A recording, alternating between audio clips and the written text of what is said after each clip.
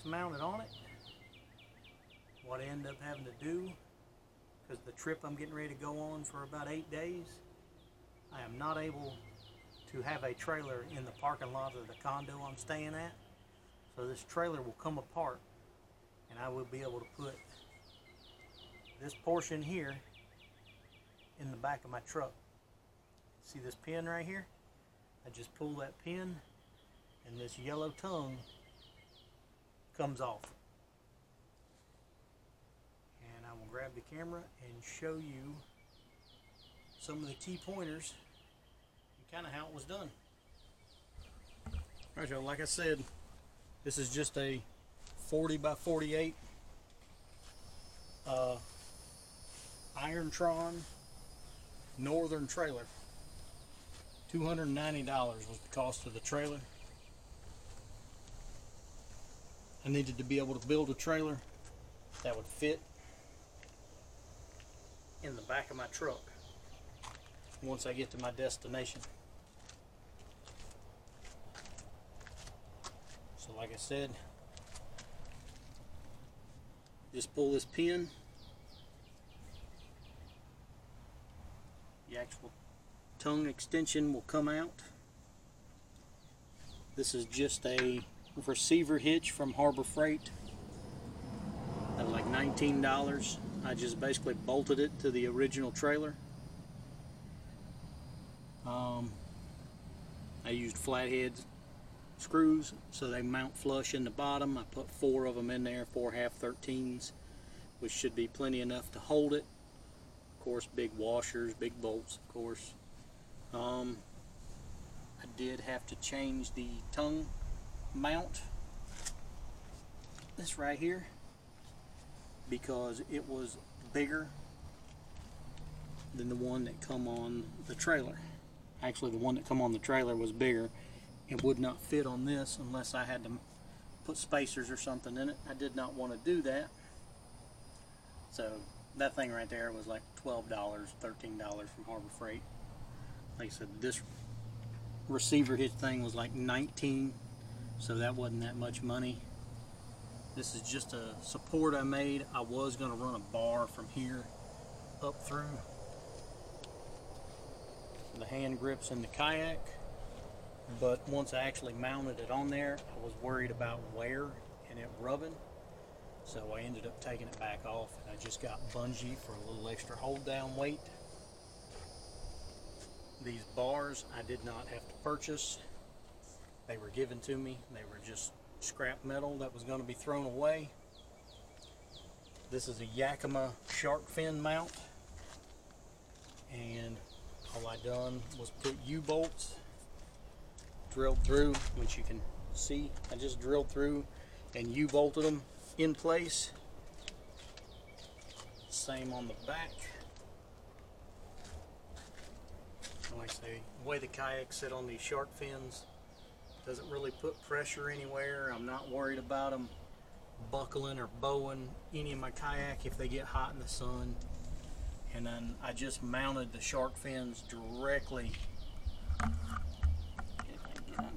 to the trailer, body itself on the bottom.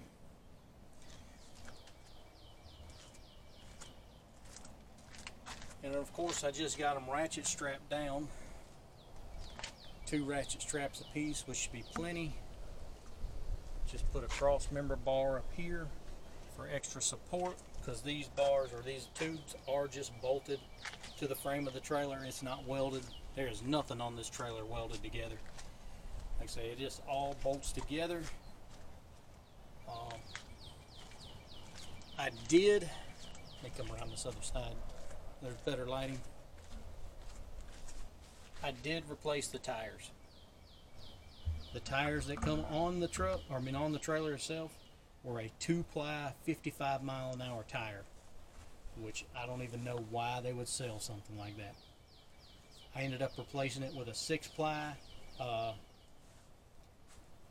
think it's a M rating on the speed, which is either 72 or 82 mile an hour is supposed to be your max speed, which I would have liked it to be a little better than that, but I was having a hard time finding anything better than that. But both tires were only $96 with the rims, and I'll be able to take the 2 original tires that come with the trailer and use them as the spare. I did have to put an extension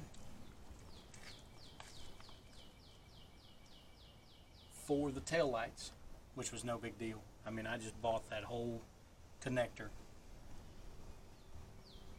and it was like $7. I think it's a 5 or a 6 foot connector that you can buy at Harbor Freight for $7. I did end up moving the tail lights. The tail lights originally were supposed to mount down here.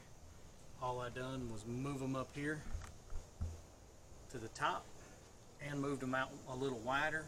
That way when you're heading down the road, people are behind me, you'll be able to see the tail lights no problem. I pulled it back and forth to work for a week without the kayaks on it, and you don't even know the trailer's there.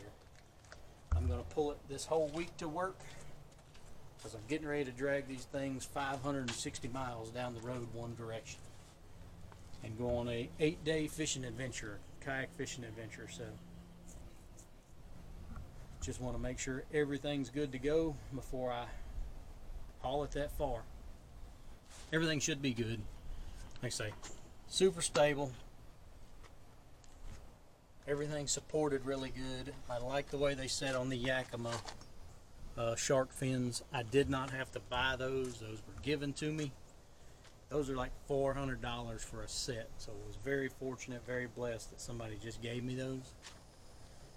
And very blessed that I was given these yellow bars here also, because they were already welded up.